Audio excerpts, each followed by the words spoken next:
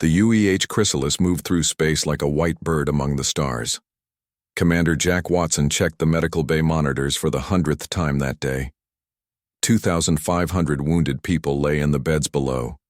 Some were soldiers from the war. Others were children from broken colonies. All needed care. "Distance to Haven Base?" Jack asked. 4 hours, Commander," said First Officer Steve Miller. "We'll be safe soon." Jack nodded. The Chrysalis was not built for fighting. It carried no weapons, only medical supplies and doctors. Red crosses marked every side of the ship. Everyone in space knew what those red crosses meant. The galaxy had rules. Ships with red crosses were never attacked. In Medical Bay 7, Dr. Lisa Martinez worked on a young soldier. His arm was badly burned from plasma fire. 2 nurses helped her clean the wound. "Will I be okay, Doc?" the soldier asked. "You'll be fine," Lisa said. "Just rest now." She moved to the next bed. A little girl, maybe 6 years old, slept there. Her parents died when raiders attacked their farming colony. The girl had only minor cuts, but she cried every night. Lisa touched her forehead gently. Nurse Paul Henderson came to Lisa's side. "More patients coming in from the transport pods." "How many?" 50 wounded from the mining accident on Titan Station." Lisa sighed. They were running out of beds. But they would find room. They always did. In the crew quarters, engineer Kate Roberts fixed the water recycling system. The ship was old. Things broke often, but Kate kept everything running. She had worked on ships for 20 years. "Systems check in 5 minutes," Kate called to her team. The Chrysalis had 400 crew members. Most were doctors and nurses, a few were pilots and engineers. They all chose this work because they wanted to help people. Warning lights flashed red across the bridge. "Commander!" shouted Tactical Officer Doug Williams. "Unknown ships on sensors." Jack rushed to his station. 4 alien vessels dropped out of hyperspace. They had sharp angles and dark metal. Jack had seen those ships before in intelligence reports. Krillian marauders. "Broadcast our medical status," Jack ordered. "Remind them of our neutral codes." The communication officer sent the message. "This is the medical frigate UEH Chrysalis. We carry wounded civilians and POWs. We observe medical neutrality under Galactic Convention." The Krillian ships moved closer. Their weapon ports opened. "They're targeting us," Doug shouted. Jack stood tall. "Broadcast again. Tell them we are unarmed. Tell them about the children on board." The message went out. The Krillian ships did not answer. Green energy beams cut through space. They hit the Chrysalis shields. The old shields failed in seconds. Explosions rocked the ship. "All hands emergency protocols," Jack shouted into the ship-wide comm. "Protect the patients." Lisa held the little girl as the lights flickered. "Stay. Come, sweetie, the nurses will take care of you." She ran to the emergency shelter. Other doctors carried patients who could not walk. Debris fell from the ceiling. Sparks flew from broken panels. Paul Henderson stayed behind in Medical Bay 3. 15 patients needed life support machines. If the power failed, they would die. "Paul, evacuate now," Lisa shouted over the comm. "I can't leave them," Paul said. He connected backup power to the life support systems. Another explosion shook the ship. The hull began to crack. Air started leaking into space. Kate worked fast at the engine room controls. She diverted all remaining power to shields and life support. The engines were damaged beyond repair, but the people needed air to breathe. "Bridge, this is engineering. We've lost main power. Emergency systems only." Jack knew they were finished, but he had to try. "Helm evasive maneuvers." The Chrysalis turned slowly. It was too big for quick movement. The Krillian ships followed easily. More green beams slammed into the hospital ship. Medical Bay 7 lost pressure completely. The airtight doors sealed automatically. 3 doctors and 12 patients were trapped inside. Lisa watched helplessly through the window as they reached for oxygen masks. "Commander, we have multiple hull breaches," Steve reported. "Decks 4, 7, and 9 are exposed to space." Children cried in the corridors. Nurses carried them to the reinforced shelters. Everyone moved as fast as they could. Training took over. They had practiced for emergencies, but not like this. Paul still worked in Medical Bay 3. His hands moved quickly on the controls. Outside the window, he saw a bright flash. The little girl he had saved earlier was floating past. Her tiny body turned slowly in the vacuum of space. Her eyes were wide open. "Medical to all hands," Paul broadcast. "Do not look out the windows, focus on your tasks." More explosions hit the ship. The emergency lights began to fail. In the darkness, Paul grabbed an infant from an incubator. He wrapped the baby in thick blankets to keep it warm.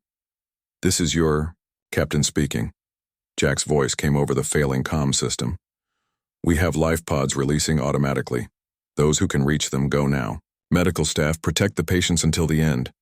Kate punched in the self-destruct override codes for the nuclear reactor.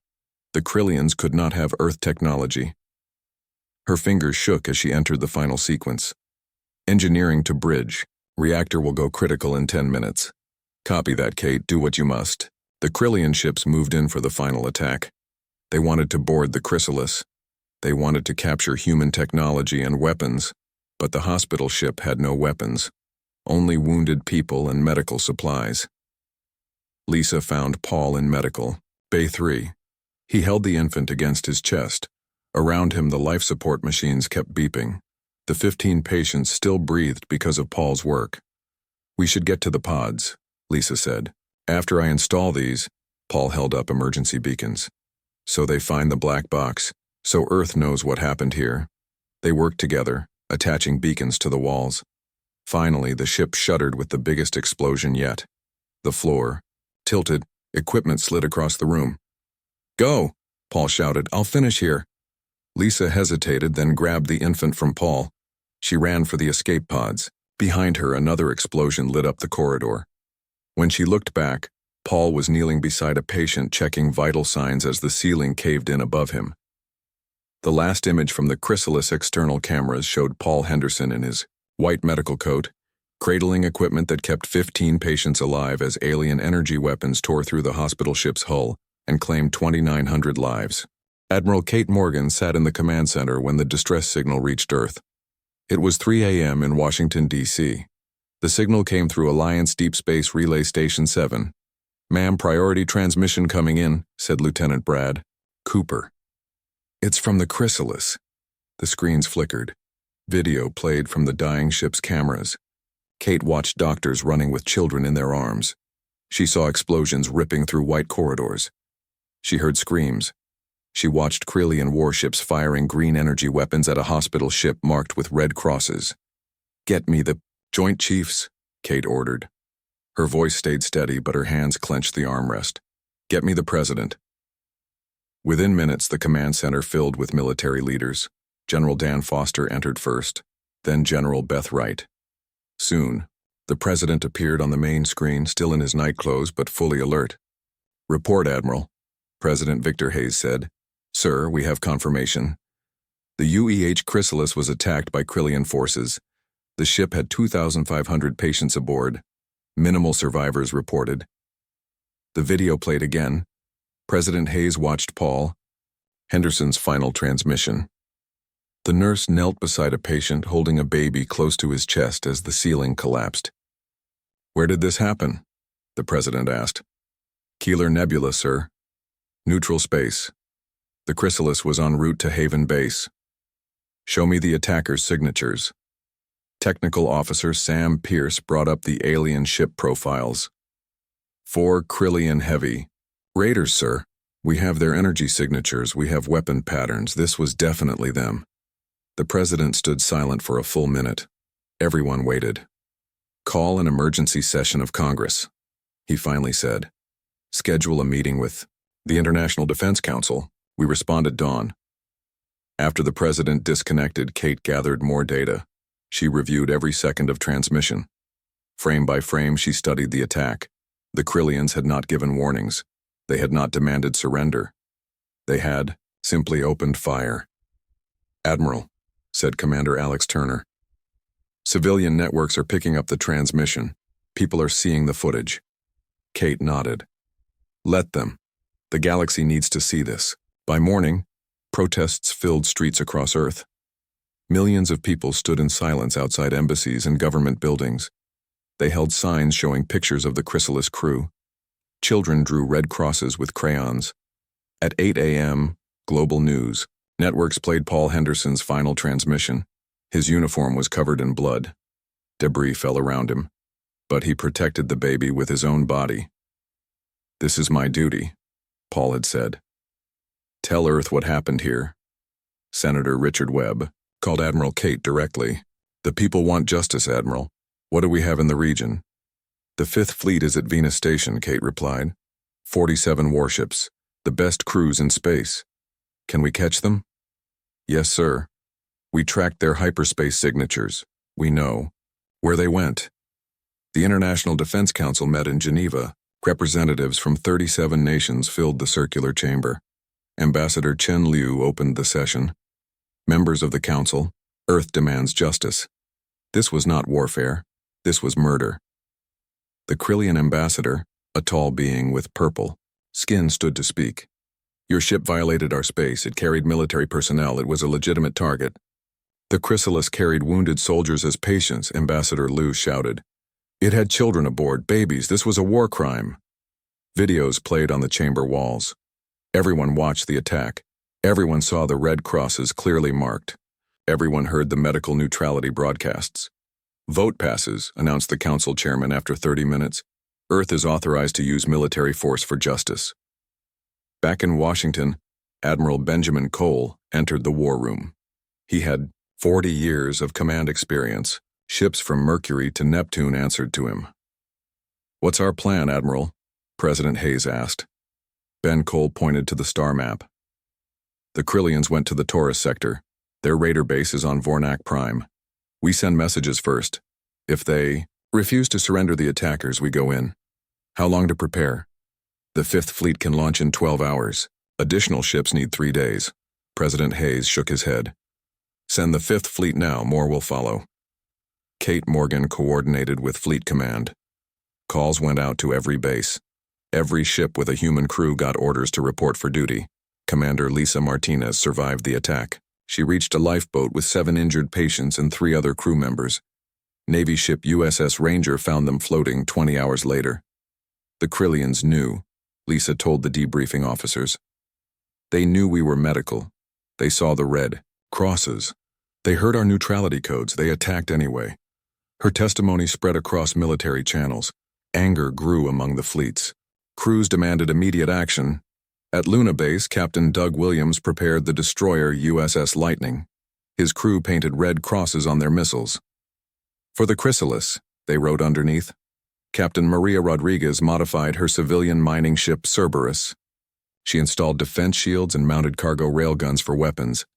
"I hauled medical supplies for the Chrysalis," she told her crew.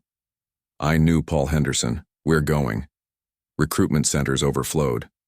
Former veterans returned to service. College students lined up to enlist. Earth had never been so united. Fleet Admiral Rachel Stevens took command of the flagship USS Endeavour. She gathered her officers in the briefing room. "We don't go for conquest," she said. "We go for justice, but if they want war, we'll give them war they'll never forget." 3 days after the attack, Earth's response fleet assembled. Fifth Fleet formed the core. USS Titan and USS Olympus, the massive carriers, led Formation Alpha. Battleships USS Defiance and USS Vengeance commanded Formation Bravo. Destroyers, frigates, and support ships filled the gaps. Ships came from everywhere. Mars Colony sent 3 battlecruisers. The Asteroid Mining Consortium provided fast attack craft. Even small civilian vessels asked to join. The final count reached 82 warships, the largest fleet Earth had ever deployed. On the bridge of USS Endeavour, Admiral Stevens received final clearance. "All ships report ready, Admiral," said her executive officer. "Open a channel to the fleet." The communication officer nodded. "Channel open." "This is Admiral Stevens. We go to Krillian space. We go for our dead. We go for the children who were murdered. We go to show the galaxy that attacking Earth's healers brings Earth's warriors. All ships, jump to hyperspace." The fleet disappeared in flashes of blue light. heading toward alien space with humanity's rage flowing in their wake. The Earth fleet traveled for 3 days through hyperspace. Ships stayed close together, their formations tight and strong. Inside the USS Endeavour, Admiral Rachel Stevens reviewed battle plans for the 20th time. "Show me Krillian defenses." Again, she told her tactical officer. Lieutenant Steve Wright projected holographic displays. Vornak Prime has 6 defense platforms. Each platform carries particle beam weapons.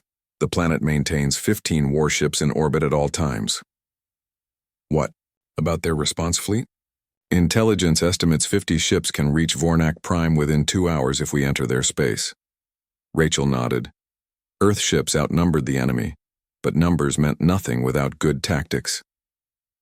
In the medical bay of USS Titan, Captain Doug Williams visited wounded survivors from the chrysalis.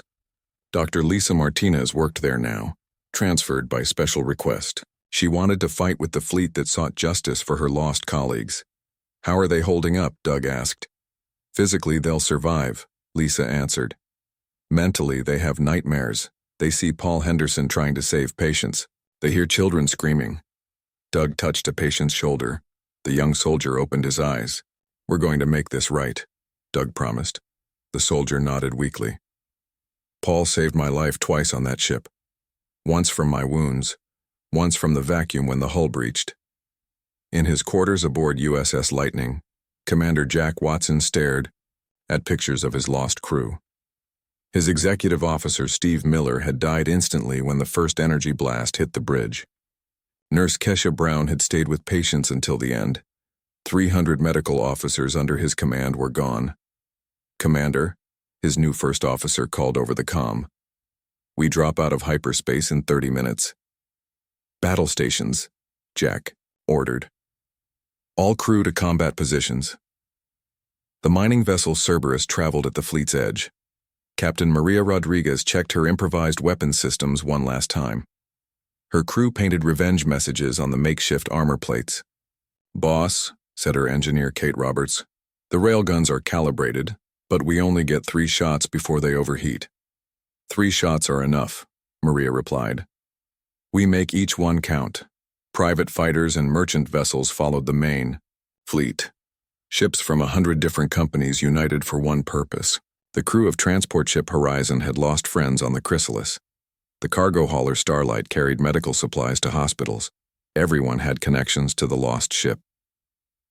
"Captain," reported the USS Olympus communication officer, "civilian ships request permission to join combat operations." Admiral Kate Morgan, commanding from Olympus, granted permission. "Lock them out of critical systems, give them support roles only. We don't need heroes among the civilians." In the Strategic Command Room, General Beth Wright coordinated long-range operations. Additional fleets departed from Earth bases. The 2nd Fleet would follow in 5 days. The 7th Fleet prepared near Jupiter. "If this becomes a full war, we're ready," she reported to President Hayes via secure transmission. The president sat in the White House Situation Room, surrounded by advisors. "Admiral Stevens has orders to demand surrender first. If the Krillians refuse, she has full authority." As the fleet dropped from hyperspace at the edge of Krillian territory, every ship powered up weapons and shields. 82 human warships appeared like angry ghosts from the void. "Sensors clear, Admiral," reported Tactical on USS Endeavour. "No immediate threats." "Open all frequencies," Rachel ordered. "Standard diplomatic channels, too." The communication officer worked quickly. "Channels open." Rachel stood tall. "This is Admiral Rachel Stevens of the United Earth Navy. We enter Krillian space seeking justice. 4 of your warships attacked our hospital vessel 3 days ago. They murdered 2,900 civilians, children, and medical personnel. Surrender those responsible immediately, or face the consequences." Static filled the speakers for 30 seconds. Then a harsh voice responded, "This is High Commander Vrak of the Krillian Defense Force. You violate our sovereignty. Leave now, or we will destroy you." "This is not invasion," Rachel stated clearly. "This is justice. Your ships attacked a medical vessel in neutral space. Your forces violated every law of war. We have recordings. We have evidence." Your evidence means nothing. Your hospital ship was a military target. It carried enemy soldiers. It carried wounded soldiers as patients. It carried children. It broadcast medical neutrality. This conversation ends. You have 1 hour to leave our space. The transmission cut off. Rachel turned to her bridge crew. All ships, combat alert. Status 1. Deploy drones for recon. I want to know every ship position in this system. Tactical officers across the fleet worked fast. Probes launched from cargo bays. Long-range sensors swept the area. Data streams flowed between ships. Enemy ships detected, Steve Wright called out. 15 vessels in defensive positions around Vornak Prime. Unknown number potentially hiding in the asteroid field. The hour passed slowly. Human ship pilots checked weapon systems. Gunners loaded torpedo tubes. Engineers verified power distribution. Medical teams prepared for casualties. Admiral, the communication officer reported, the Krillian High Commander sends one more message. Put it through. High Commander Vrak appeared on screen. His purple skin looked darker, his compound eyes glowed angry red. You still remain in our space. This is war. Rachel looked at her officers, then back at the screen. You made this choice. When you murdered our doctors. When you killed children under our care. Earth does not start wars, but we finish them. The screen went dark. All ships weapons free, Rachel commanded. Target their defense platforms first, launch fighters. May God have mercy on them because we won't. 82 human warships turned toward the Krillian homeworld. Energy weapons powered up. Missile tubes opened. Fighter squadrons launched from carriers. The Krillian defenders responded immediately. Purple plasma beams shot across space. Defense platforms rotated their massive guns toward the Earth fleet. Incoming fire, warned Tactical. Defense platforms. Engaging! All ships, evasive maneuvers, execute pattern Delta 7. The fleet split into attack groups. USS Defiance and USS Vengeance led the first wave, their thick armor absorbing enemy fire. Destroyers darted between larger ships, launching torpedoes at defense platforms. Lieutenant Jane Foster piloted Fighter Blue 7 from USS Titan. She led her squadron through defensive fire, trying to draw enemy attention away from the big ships. Blue, squadrons stay in formation, target their sensor arrays. Human pilots had trained for years. Krillian defenders had grown comfortable with peaceful conquest. The battle turned quickly. Defense platforms exploded one by one. Commander Alex Turner aboard USS Starfire coordinated the mining ship Cerberus. Maria, target that cruiser's engines with your railguns. Copy that. Maria Rodriguez fired carefully. Her modified cargo hauler's weapons struck true. The Krillian cruiser lost power and drifted helplessly. In the asteroid field, more enemy ships emerged. They attempted to flank the Earth fleet, but Admiral Kate Morgan had expected this tactic. Olympus and Lightning squadrons. Intercept from bearing 270. Pilots engaged immediately. Space lit up with energy weapons and explosions. Human fighters swarmed Krillian vessels, their small size making them difficult targets. The battle had begun. Earth's largest war fleet fought with purpose and fury. Every shot fired carried the memory of 2,900 murdered souls. Every tactical decision honored the sacrifice of healers who died protecting the innocent. The Krillians learned that day why humanity earned respect in the galaxy, not just for their technology, but for their unbreakable spirit when pushed too far. Purple energy beams sliced through space. Human ships returned fire with blue plasma and kinetic missiles. The battle raged for hours above Vornak Prime. Captain Doug Williams commanded USS Lightning through the chaos. Enemy fire hit his destroyers, shields again and again. Sparks flew from damaged control panels. Shields at 40%, his tactical officer shouted. Return fire on the cruiser, Doug ordered. All batteries maximum power. Lightning's weapons hammered the Krillian ship. Explosions bloomed across the enemy's hull, but more enemies appeared. From behind the planet's moon, on USS Endeavour, Admiral Rachel Stevens studied the tactical display. The Krillians were using new tactics. They grouped together for better defense. They're adapting to our attacks, she said, but we adapt faster. Execute Plan Gamma. Human ships changed formation instantly, Destroyers split into hunting pairs. Fighters switched to precision strikes.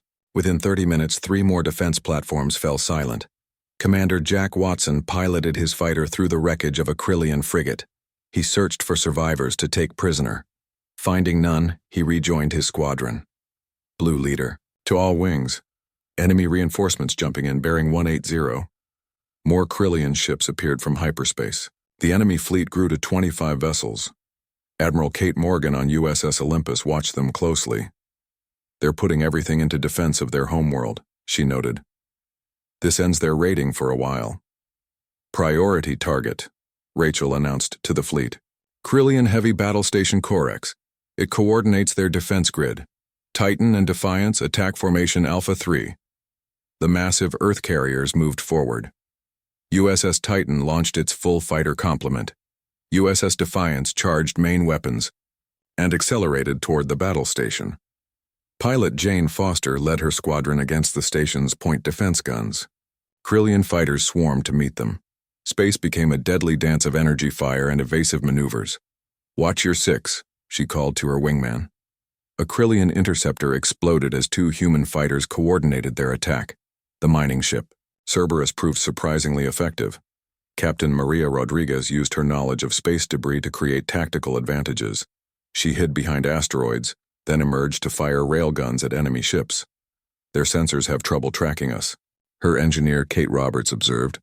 Our hull isn't military. It confuses their targeting computers. Good. Keep us moving. Target their command ship. A Krillian commander appeared on all frequencies. Your attack fails. We destroy your ships one by one. Your math is bad, Rachel responded calmly. We've lost 2 ships. You've lost 11. Was right. Earth's combined arms tactics overwhelmed individual Krillian vessels. Human pilots worked in teams while enemy ships fought alone. Earth gunners had superior training. Human engineers used energy management more efficiently. Destroyer. USS Lightning scored critical hits on enemy cruiser Zener. Explosions rippled through its engineering section. Their power core is failing, Doug's weapons officer reported.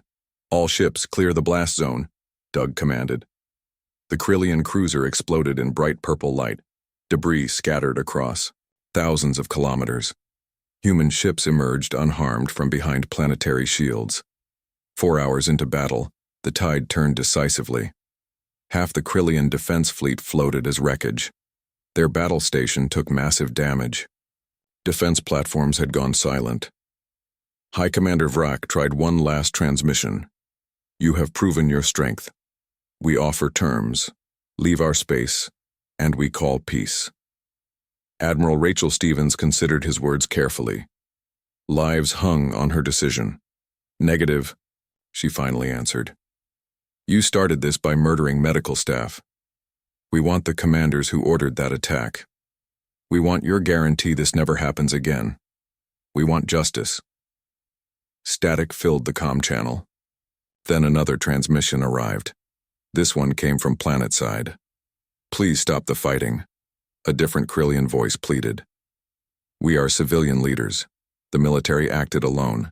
They claimed the hospital ship was armed. They lied to justify their action. Who are you? Rachel asked. Council leader Xenos. We governed before the military took control. Many of us opposed their aggressive policies. Give us your terms. Rachel consulted quickly with her senior officers. Admiral Kate Morgan supported negotiation. Admiral Benjamin, Cole authorized military pressure for political change. These are our terms, Rachel announced to both military and civilian Krillians. Surrender the 4 ships that attacked Chrysalis. Surrender their commanders. Submit to independent investigation. Remove military authority from government. Establish civilian control. Fighting continued for another hour while Krillian leaders debated. Human ships maintained pressure but avoided targeting civilian infrastructure. Finally, High Commander Vrak made his last transmission. You have won this day. We surrender the guilty vessels. They await your taking in Dock 7. And their commanders? They are arrested. You may collect them. The battle ended as suddenly as it began. Energy weapons powered down. Fighters returned to carriers. Medical frigates moved forward to aid survivors on both sides. Council leader Xenos spoke again. We commit to change. Military aggression will not define us anymore. We have learned. See that you remember, Rachel warned. Earth has a long memory for those who attack our healers. Human ships began securing the space around Vornak Prime. Search parties located the 4 raider ships that killed the Chrysalis. They were modified warcraft with extra weapons, designed specifically for fast strikes against weak targets. Commander Lisa Martinez boarded one of them as part of the investigation team. She found medical equipment stolen from raids. She found data records showing multiple attacks on civilian ships. They weren't soldiers, she reported. They were pirates. The Krillian military hired them for attacks they could deny. Evidence mounted quickly. The truth emerged. Dishonest military leaders had used raiders to attack Earth's allies. When the raiders struck the Chrysalis, the lies unraveled. President Victor Hayes spoke directly to the Krillian people via Galactic News networks. We made our point clearly. Attack Earth's healers. Face Earth's warriors. We accept your surrender. We accept your terms. May peace come from this day. The battle for justice ended. Damaged ships began repairs. Crews tended wounded. Medics from both sides worked together in field hospitals. Admiral Rachel Stevens stood on her bridge as the fleet prepared to depart. The Krillian system belonged to them now, occupied until treaties were signed. Set course for Earth, she ordered. Our mission is complete. The galaxy will remember what happens when humanity's mercy is tested. The 82 ships that launched from Earth had become 78. 2,000 human warriors had died to avenge 2,900 souls. The price seemed balanced in cosmic justice. 6 weeks after the battle, the Earth fleet returned home. Citizens lined the space docks at Mars Station and Luna Base. They held signs reading, "Thank you" and "Justice done." Children waved small Earth flags and threw paper stars into the air. Admiral Rachel Stevens emerged from USS Endeavour to cheers from thousands. She saluted the crowd, then turned to her crew. Every face showed exhaustion and determination. They had accomplished their mission. You honored our fallen, Rachel told them. The galaxy knows Earth's strength now. The crew of USS Lightning received special recognition. Captain Doug Williams led his damaged destroyer through the crowd with pride. His ship bore battle scars, blast marks on armor, missing weapon turrets, and damaged shields. But every crew member stood tall. Marie Parker, the first civilian to board after battle, touched the ship's hull and cried, "Thank you for avenging my brother." Paul Henderson was his name. He died saving patients. Doug grasped her hand. "We did this for Paul, for all of them." Commander Jack Watson traveled aboard medical frigate Mercy with other Chrysalis survivors. Dr. Lisa Martinez had worked tirelessly during the battle, treating wounded from both sides. She disembarked first, reuniting with her family. Mom saved. Lives even during the fighting, her daughter told reporters. That's what we do. We heal, even when others hurt. Stories spread across Earth's networks. The mining ship Cerberus received praise for bravery. Captain Maria Rodriguez became legendary among civilian spacers. Engineers studied her modifications for years afterward. We just did what needed doing, Maria said modestly. Earth called and we answered. 3 months after battle, the Galactic Council convened for treaty negotiations. Earth demanded strong terms. Krillian representatives accepted everything. They signed the Medical Protection Act, making attacks on hospital ships punishable by all member worlds.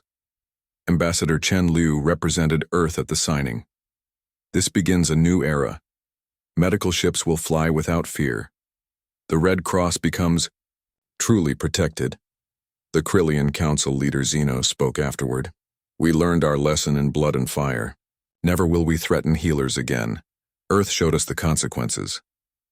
On Mars, construction began immediately on the Chrysalis Memorial.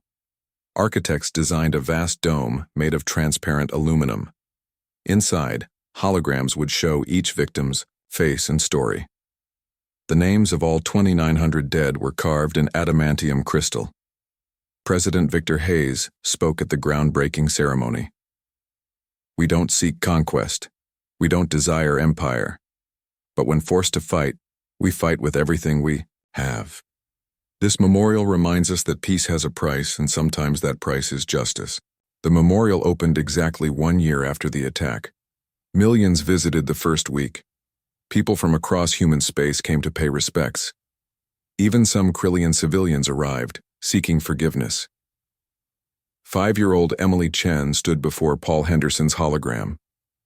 Her parents held her hands as she listened to his story. "He saved babies like me?" "Yes, sweetie," her mother answered. "He was very brave."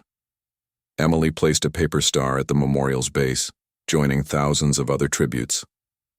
Earth's military changed after Krillian War. The defense budget increased. Ships received better medical bays. Combat medics trained alongside regular forces. Everyone understood the connection between healing and fighting. Admiral Benjamin Cole led reforms. We protect our protectors now. Every hospital ship gets escort. Every medical base has defense. We learned too. Technology improvements followed. Ships received better shields for medical vessels. Communication systems protected neutrality broadcasts. Beacon systems prevented signal jamming. The mistakes of the Chrysalis attack would not repeat. Commander Lisa Martinez started the Chrysalis Foundation. The organization provided training for space medics across the galaxy. Most importantly, it taught interstellar medical law. Every doctor learned what protections existed and when to invoke them. "Knowledge saves lives," Lisa often said at lectures. "If more crews knew their rights, fewer would die like my colleagues did." The Foundation's first class included 17 Krillian students. Their government paid full tuition as part of reparations. These students learned alongside humans, forming bonds that healed old wounds. The Earth Navy commissioned a new hospital. Ship after 2 years, they named it UEH Henderson, honoring the hero nurse. Its first mission took it to the Krillian frontier for humanitarian aid during an asteroid emergency. Captain Sarah White commanded the Henderson. As the ship dropped from hyperspace near Vornak Prime, Krillian ships responded immediately. But instead of weapons, they powered up medical beacons. "Welcome back, Earth medical vessel," the Krillian controller transmitted. "You bring healing where once we brought death. This is good change." The Henderson saved 3,000 Krillian miners that day. Afterward, the two species began medical cooperation exchanges. Former enemies shared techniques for treating plasma, burns, and radiation exposure. Years later, children on both worlds learned about the chrysalis in school. They studied how one mistake led to war and how war led to understanding. The event became a lesson in consequences and mercy. On the 10th anniversary of the battle, Admiral Rachel Stevens retired. At her ceremony, she reflected on what Earth had proven. "We showed strength when needed. We showed mercy when possible. We never forgot our values, even in war." The memorial dome expanded to include heroes from both sides. Next to Paul Henderson's name appeared Krillian medic Senthar, who died saving human patients during an asteroid strike years after the war. Peace grew from the ashes of conflict. The Red Cross symbol gained power throughout the galaxy. Hospital ships flew safely in once dangerous space. Earth's reputation shifted from merely advanced to justly strong. Commander Jack Watson's final report entered Earth's archives. It concluded, with words that became doctrine: "We must have strength to protect our gentleness. We must have weapons to defend our healers. War is evil, but not all who wage war are evil. Remember the difference." The chrysalis lived on in memory and purpose. Its loss brought justice. Its sacrifice brought change. Earth showed the galaxy that attacking humanity's mercy would bring humanity's might. And in the Great Dome on Mars, the Red Cross glowed eternal, reminding all who visited that some battles must be fought, and some prices must be paid, to protect those who heal instead of harm.